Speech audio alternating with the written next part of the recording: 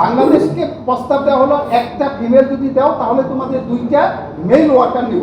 এই যে প্রলোভন, যেখানে ফিলিপিন ইন্দোনেশিয়া বন্ধ করলো, আমার রাষ্ট্রের পলিসি মেকাররা কেন প্রলোভনে পড়ে আমার দেশের নাগরিকদের পাঠাচ্ছে? কিন্তু প্রোটেকশন মেকানিজম নেই। আমাদের সাথে মাইগ্রেশন প্রোগ্রামে আমাদের সাথে যুক্ত হচ্ছেন আমাদের হারুন আল রশিদ ভাই। উনি দীর্ঘদিন মালয়েশিয়া, ভিয়েতনাম এই অঞ্চলে কাজ করেছেন প্রায় 25-30 বছর। আমি একটু হারুন ভাই আপনাকে একটু একদম একটু রিকোয়েস্ট করবো, হারুন ভাই যদি একটু ইন্দোনেশিয়া, ফিলিপাইন কীভাবে ডিল করে এই ঘটনাগুলো যদি একটু আমাদের জন্য কোনো পরামর্শ দেন। হারুন ভাই, হারুন আল রশিদ উনি কারামেশিয়া এই এশিয়ার অর্গানাইজেশনগুলোর কোঅর্ডিনেটর ছিলেন, আমাদের সাথে কাজ করছেন কোঅর্ডিনেটর হিসেবে।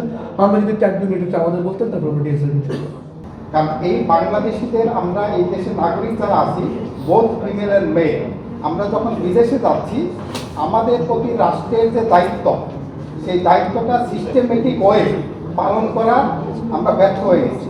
আমাদের উপরে যে টর্চার শুরু হয়েছে, এটা আজকে না, গত 2 দশক 3 দশক যাবত, এবং সিস্টেমেটিক্যালি, মানে ইসমারে 1টা 2টা কেস, এটা সিস্টেমেটিক্যালি আমাদের নাগরিকদের উপর এই টর্চার করে এই রিসিভিং কান্ট্রির এমপ্লয়ার এবং এজেন্টরা পার পেয়ে যায়।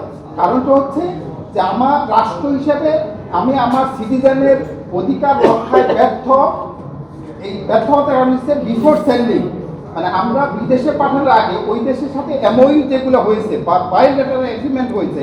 দেখেন এখানে ইন্টারেস্ট হচ্ছে, অন্য দেশ ফিলিপিন, ইন্দোনেশিয়া, ভিয়েতনাম যখন তারা তাদের ফিমেল বা মেল নাগরিক সৌদিতে পাঠায় বা অন্য দেশে পাঠায়, তারা তাদের বায়োলেটারাল এগ্রিমেন্টে কতগুলা সার্ভিস প্রোভাইড করা হবে সেটা ক্লিয়ারলি দেওয়া থাকে, এবং ওইখানে তাদের যে কাউন্সিলর সার্ভিস থাকে এম্বাসিতে, সেটা ইজ ভেরি ক্লিয়ার যে তাদের কাউন্সিলর সার্ভিস ওই দেশের লেবার ডিপার্টমেন্ট বা সোশ্যাল যতগুলো ডিপার্টমেন্ট আছে, যে যতগুলো প্রোটেকশন মেকানিজম আছে, সেগুলো রক্ষা করে তাদের বায়োলেটারাল এগ্রিমেন্ট করে, যার ফলে তাদের citizen more protected even in Saudi Arabia now. মাঝখানে যেটা হয়েছিল, ফিলিপিন এবং ইন্দোনেশিয়ান ওয়ার্কারদের আমাদের বোনদের যেভাবে টর্চার করা হতো, একইভাবে তাদের টর্চার করে হতো, তাদের pregnancy, sexual abuse, multiple way torture করে হতো। কোনো একটা সময় ফিলিপিন এবং ইন্দোনেশিয়া জয়েন্টলি করলো, আমরা সৌদিতে ওয়ার্কার পাঠাবো না unless and until they create a protection mechanism in Saudi Arabia. কি হলো, এই সময় তাদের প্রচুর ফিমেল ওয়ার্কার দরকার হলো, বাংলাদেশের কাছে তারা ফিমেল ওয়ার্কার চাইলো। বাংলাদেশকে প্রস্তাব দেওয়া হলো একটা ফিমেল যদি দাও তাহলে তোমাদের 2টা মেল ওয়ার্কার নিব। এই যে প্রলোভন, যেখানে ফিলিপিন ইন্দোনেশিয়া বন্ধ করলো, আমার রাষ্ট্রের পলিসি মেকাররা কেন প্রলোভনে পড়ে আমার দেশের নাগরিকদের পাঠাচ্ছে? কিন্তু প্রোটেকশন মেকানিজম নেই, এবং এটা 1 দিন 2 দিন না, সিস্টেমেটিক্যালি গত ডিকেড যাবত করতেছে।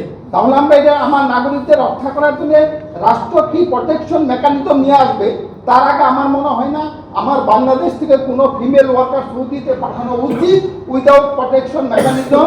আর এই জাতীয় কম্প্রোমাইজিং বায়োলেটারাল এগ্রিমেন্টের মাধ্যমে যদি রাষ্ট্র এখানে ব্যর্থ হয়, আপনারা যারা সাংবাদিক আছেন, আপনারা যারা সোশ্যাল ওয়ার্কার আছি, আমার কমিউনিটি মিলে রাষ্ট্রকে বলবো, আমার কমিউনিটি বড়, আমার কমিউনিটি বড়, আমার কমিউনিটির অধিকার রক্ষা হওয়া চাই।